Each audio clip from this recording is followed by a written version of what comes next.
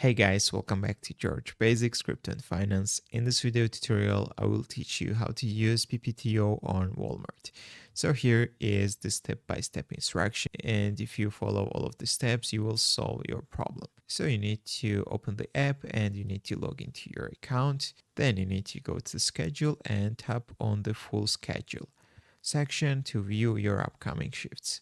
Then you need to tap on request time off or requests. This may also be labeled as my time in some versions of the app.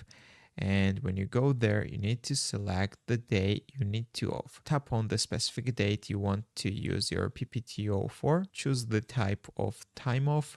Make sure to select PPTO from the available options. Enter the number of hours. Input how many hours of PPTO you want to use. Add any optional notes. You can include a reason or note, but it's not required.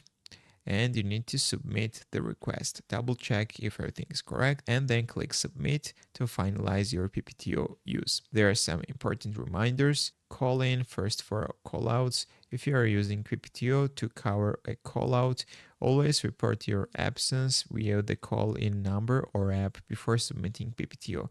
PPTO can be used for last minute callouts, doctor appointments, family emergencies, planned day offs.